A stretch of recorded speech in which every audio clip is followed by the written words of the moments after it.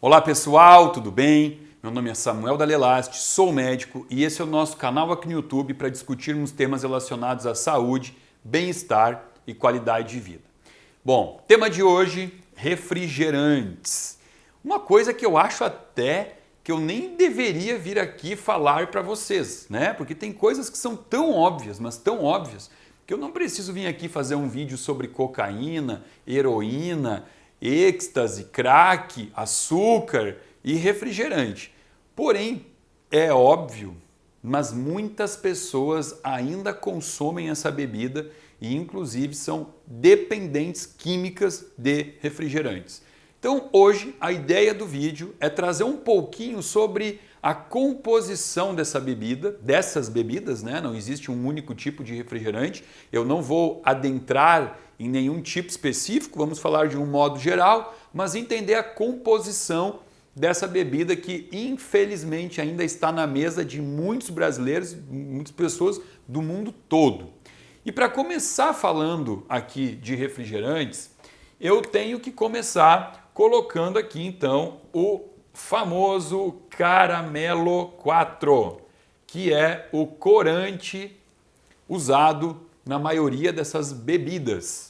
E o Caramelo 4, ele é uma junção, ele é fruto de uma reação química, que é uma reação chamada reação, vamos escrever aqui, que isso aqui é importante, ó, reação de Maillard, assim que escreve, Maillard, que é uma reação de um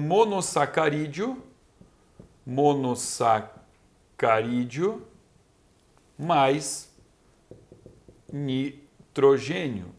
E aqui eu tenho então o processo de caramelização, né? Por isso que chama Caramelo 4, então, que é uma reação no açúcar, no monossacarídeo, que é chamado de reação de Maillard e que vai gerar o processo de caramelização.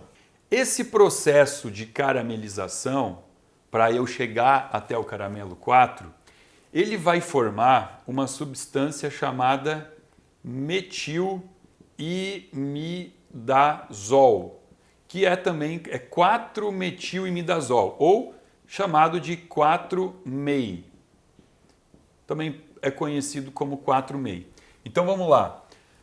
Para eu chegar ao Caramelo 4, eu preciso fazer uma reação que gera como produto final 4-metilimidazol. Samuel, por que você está falando desses nomes feios? O que eu tenho que saber disso? O que você tem que saber é o seguinte, no fígado existe um complexo, vamos desenhar o fígado aqui, existe um complexo chamado de complexo citocromo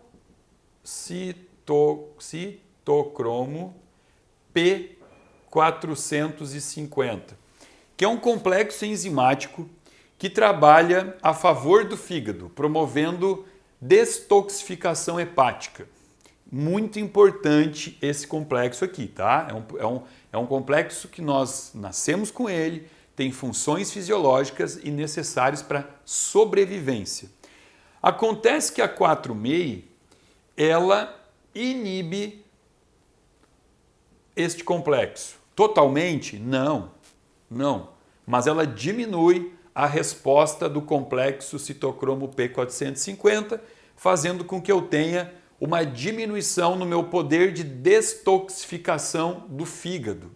E com isso, eu aumento muito a probabilidade de diversas doenças. Inclusive, está muito associado também com a questão da esteatose hepática, que eu já tenho vídeo aqui, né?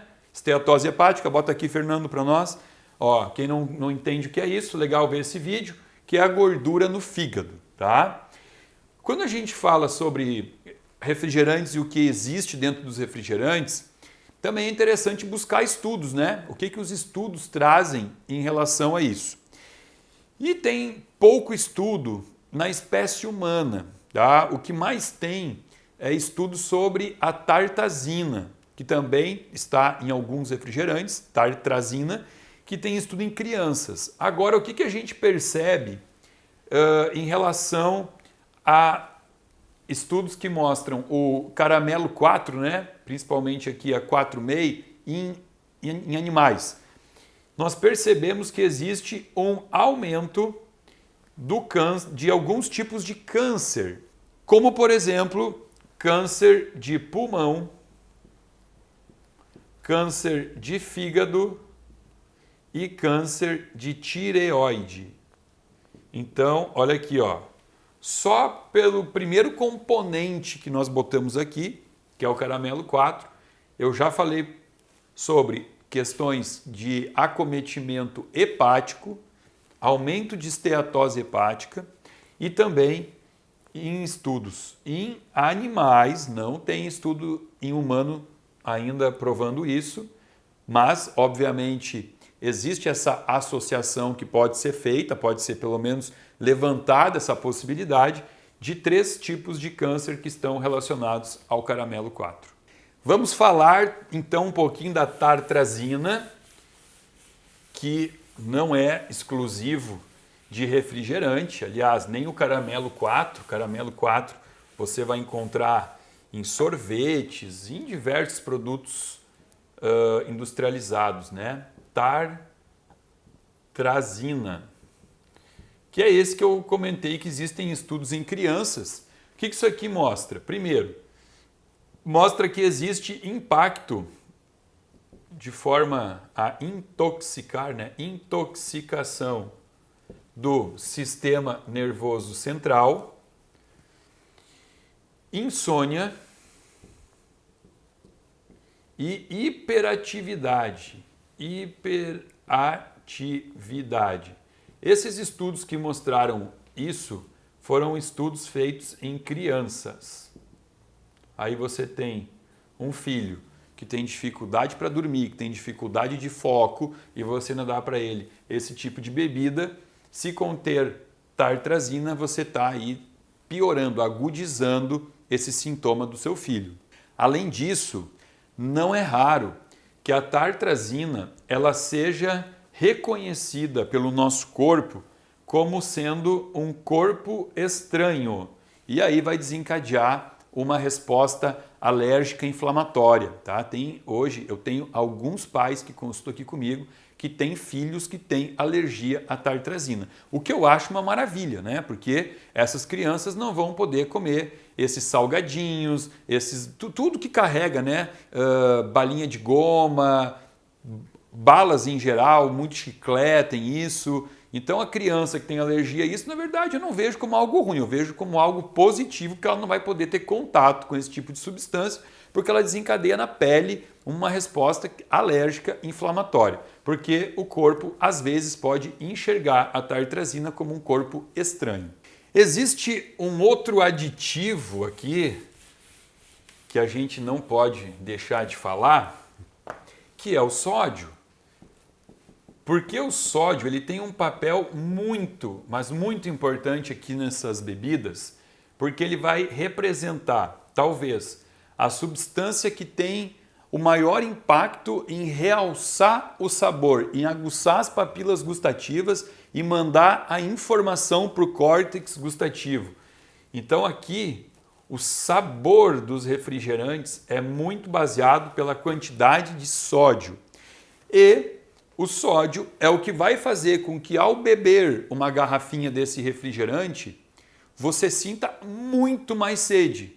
Mas é incrível porque não é uma sede de água, né? A pessoa já está, de certa forma, viciada nisso aqui, então ela sente mais sede e ela já começa a mentalizar aquela outra garrafinha já gelada, escorrendo suor por fora, louco para abrir e tomar. E isso faz com que as pessoas consumam litros por dia. Sim, eu tenho pacientes que procuram atendimento que tomam mais de 2 litros de refrigerante por dia. Aí eu pergunto, e de água? Água eu nem tomo. Eu tomo chá, eu tomo chimarrão, eu tomo café. Isso conta como água, doutor? Tem pessoas que não tomam água, que trocam o refrigerante, a água por refrigerante. Então aqui, sabor e sede.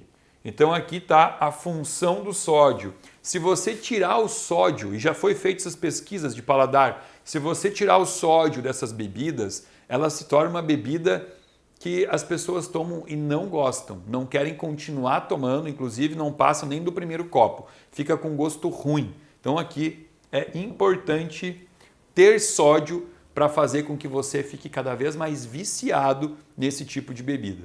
E vamos falar agora então do conservante da maioria dessas bebidas e da maioria dos produtos industrializados que você consome, que é o ácido fosfórico.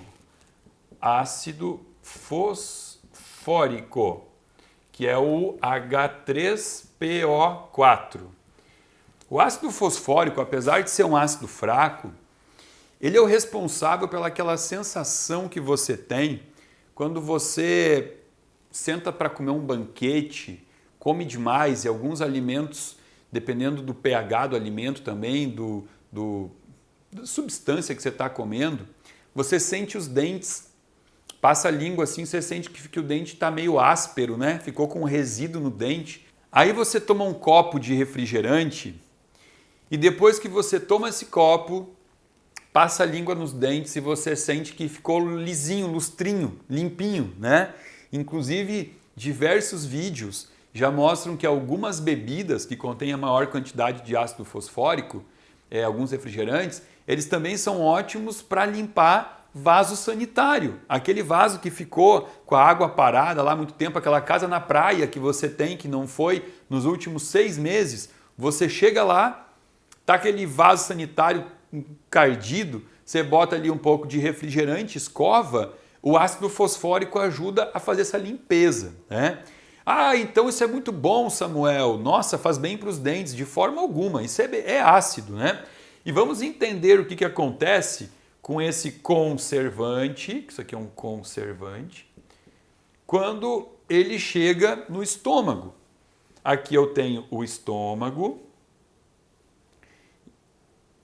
E aí aqui, ó, entrou ácido fosfórico aqui. Como ele é um ácido, aqui no estômago ele vai sofrer uma desprotonação. Ele vai perder um próton, né?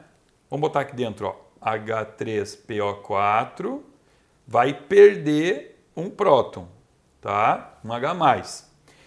Todo ácido, quando perde um próton, ele vai deixar de ser íco e vai virar ato. Então aqui ele vai virar o quê? Fosfato. Agora eu não tenho mais um ácido, eu tenho um fosfato. Esse fosfato, ele vai se ligar numa reação de quelação com o cálcio. Então aqui, ó, o fosfato, ele vai ligar no cálcio. E o que é uma reação de quelação? É uma reação que diminui a absorção. Então, quando o fosfato ligou no cálcio, o cálcio tem mais dificuldade de ser absorvido pelo corpo. O que eu tenho aí? Aumento de osteopenia, aumento de osteoporose, né? Perda da densidade óssea. Essa relação também ela funciona ao inverso, né? Quando eu tenho excesso de fosfato, eu uso cálcio para fazer essa quelação do fosfato. Mas enfim, isso é só por curiosidade. O importante é entender que o fosfato que vai vir do ácido fosfórico, ele vai diminuir a absorção do cálcio. E esse H+ aqui, que veio da desprotonação, olha aqui, ó, né? Eu falei para vocês que o H3PO4 liberava um H+, né? Um próton aqui, que é ácido. Esse ácido no estômago, ele vai impedir a formação do ácido clorídrico, porque o estômago entende assim, já está ácido. Se já está ácido, eu não vou formar mais ácido, não vou formar ácido clorídrico. Só que o ácido clorídrico, ele é fundamental para que o pepsinogênio que está no meu estômago se converta em pepsina. pepsina é uma das enzimas digestivas mais importantes do processo digestório. Aliás, não sei se é a mais importante, todas são, ela é fundamental. Só que para eu transformar pepsinogênio em pepsina, eu preciso obrigatoriamente do HCl, que é o ácido clorídrico, e ele vai ser inibido porque eu tenho excesso desses prótons no estômago que vieram do ácido fosfórico. Então olha como prejudica a reação de digestão. Só que aí tem um detalhe. Essa válvula aqui, ó, esta válvula que separa o estômago do duodeno, que é chamada de anel pilórico, esse anel pilórico está fechado. Ele está aqui fechado porque primeiro tem que fazer todo o processo digestivo para depois ele se abrir. E existem alguns fatores que interferem aqui, dizendo quando que o anel pilório vai abrir para a comida ir embora, ir para o intestino ou não. Existe um hormônio chamado colecistoquinina que interfere aqui, mas uma das coisas que interfere diretamente é o pH do estômago. Eu preciso chegar num pH muito ácido, que é um pH que vai ser ditado pelo ácido clorídrico, para que haja essa abertura. E aí o que acontece aqui, ó? Vamos lá, vamos imaginar, eu sou de Porto Alegre aqui, tá? O que acontece no domingo? No mínimo no domingo, né? Tem gente que todo dia senta para comer churrascada, mas domingo é o dia de sentar com calma e comer carne vermelha até não poder mais. E aí vai jogando carne, jogando carne, jogando carne aqui dentro, ok? Bom, jogou carne e aí, por tanto excesso de carne, o estômago não consegue fazer esse processo digestivo, que é muita carne, né? Não consegue chegar na acidez ideal. Aí depois de comer lá 700 gramas, 1 quilo de carne, tá com a barriga cheia, fica aquela sensação de empachamento, fica aquela sensação de que não está indo embora a comida. Aí o que vai acontecer? É a hora de tomar aquele refrigerante. A pessoa olha para aquele refrigerante bem gelado e joga para dentro. Por quê? Porque quando o refrigerante entrar aqui, com ácido fosfórico, ele vai acidificar e vai abrir o esfíncter do piloro. Vai abrir. E agora que abriu, isso aqui vai pegar toda aquela carne que estava aqui dentro e vai empurrar como se isso aqui fosse um parto por fórceps. Abriu assim para aquela carne toda não hidrolisada, não digerida ir embora para o intestino.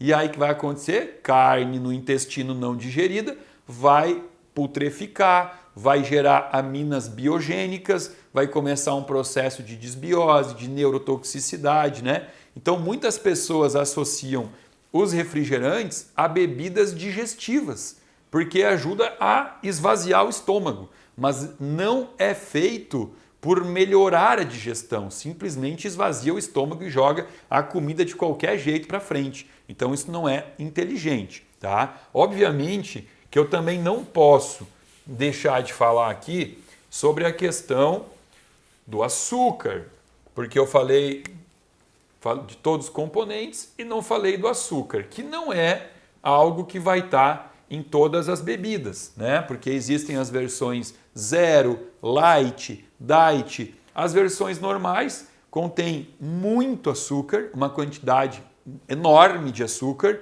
muito mais do que é o aceito pela diretriz da Organização Mundial da Saúde. As bebidas que são na versão sugar free, então muitas delas vão trazer o aspartame, que é um problema também. O aspartame é um adoçante químico que tem alguns estudos já associando a neurotoxicidade. E aí você tem que escolher, né? O que você quer? Você quer tomar uma bebida que leve ao câncer ou uma bebida que leve ao Alzheimer, né? Então, na verdade, o melhor é escolher tomar água. Porque a principal forma de adoçar aqui, ainda por cima, como se não bastasse, é o xarope de milho, que é altamente doce, né? O xarope de milho é muito doce e que também está associado com a gordura no fígado. com a esteatose hepática. Então aqui, ó, já falei de dois componentes que levam ao aumento da gordura no fígado. Aqui é interessante também entender que teve, eu acho que um ano e pouco, 2 anos atrás, teve uma marca que tentou lançar uma bebida, um refrigerante, com estévia, adoçado com estévia.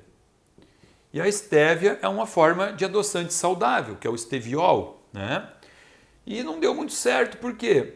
Porque a estévia ela é um adoçante utilizado por pessoas que realmente buscam saúde, né? Pessoas que se importam, que estudam, que têm essa preocupação.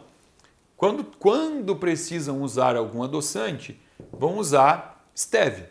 Só que essas mesmas pessoas que se preocupam com saúde sabem que dentro dessa bebida que tem estévia, tem todo o resto. Tem o caramelo 4, tem o ácido fosfórico. Talvez não saibam os componentes de cor, não saibam os nomes, mas sabem que não é bom. Sabem que não faz bem, que aquilo ali é um acúmulo de substância química. Então, acabou que não vendeu, né? Porque as pessoas que procuram saúde iam para um suco de limão natural, iam tomar uma bebida fermentada, uma kombucha, um kefir, qualquer coisa assim, né? Mas não iam para o refrigerante. Bom, gente, como eu disse, isso é um apanhado geral falando dos refrigerantes de uma maneira mais global, sem entrar no mérito de cada bebida, se a bebida é feita com laranja, com uva ou com guaraná, né? Tem diversas modalidades. O importante aqui é vocês entenderem que se porventura tenha ficado alguma dúvida do que eu falei, existe uma forma de corroborar com esse vídeo, na afirmação de que isso não é uma bebida saudável para o corpo humano. Que forma é essa? Hoje você vai na floricultura e você compra lá 2 vasinhos com uma planta qualquer planta que seja viva, né? Não adianta comprar de plástico. 2 plantinhas iguais, de preferência iguais. Leva para casa e uma plantinha você coloca água, rega ela com água todo dia. E a outra plantinha você escolhe qualquer refrigerante do teu gosto, aquele que você gosta de tomar, e você rega essa planta com refrigerante. E depois de alguns dias você dá uma olhada no estado de vitalidade da planta que foi regada com água e o estado de vitalidade da planta que foi regada com refrigerante. E aí você mesmo tire as suas próprias conclusões, qual é o tipo de bebida que você quer cuidar do seu aquário. Porque esse é o nosso aquário e precisamos cuidar dele com água em pH ideal, transformar esse aquário num aquário onde as nossas células sejam banhadas por um pH perfeito para manter a vitalidade, evitando assim doenças. Eu espero que você tenha gostado. Esse é um vídeo meio aterrorizador, né? Eu usei de um tom aqui alarmista, mas é porque realmente eu tenho muito medo dos impactos no corpo desse tipo de bebida. Se você gostou, dá um likezinho. Se você ainda não está inscrito no canal, se inscreva, aciona o sininho e pega esse vídeo e compartilha no grupo da família, principalmente onde tem aqueles parentes que são fissurados por refrigerante. Abaixo desse vídeo tem um link que você pode se inscrever, fazer parte de um grupo VIP de pessoas que recebe semanalmente conteúdo exclusivo e gratuito aqui do meu canal. Muito obrigado.